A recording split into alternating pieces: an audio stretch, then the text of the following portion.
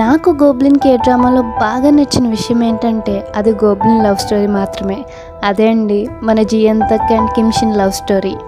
Kim Shin లైఫ్లో అన్నీ ఉంటాయి, కానీ ఏదో లేని లోటు మాత్రం మిగిలిపోతుంది.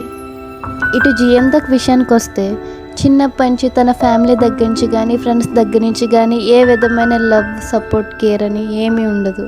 అలాంటి ఒక అమ్మాయి లైఫ్లోకి ఇలాంటి ఒక అబ్బాయి వస్తే ఏంటనేదే ఈ స్టోరీ. కిమ్షిన్ అంటే ఒక అందమైన అబ్బాయి అనే కాకుండా అసలు కిమ్షిన్ ఏంటి, తన లోన్లీనెస్ జియంతక్కి మాత్రమే తెలుసు. అలాగే కిమ్షిన్కి కూడా అంతే.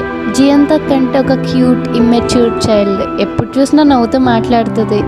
అదే కాకుండా అసలు జియంతక్ కష్టాలేంటి, బాధలేంటి, అసలు జియంతక్ అంటే ఏంటని కిమ్షిన్కి మాత్రమే తెలుసు. ప్రేమ అంటే అంతేగా మరి, ప్రతి ప్రేమ అట్రాక్షన్ నుంచి స్టార్ట్ అవుతుంది. కానీ ఆ అట్రాక్షన్ ప్రేమ వరకు వెళ్ళాలంటే ఒకరి లైఫ్లో ఒకరికి వాల్యూ ఉండాలి.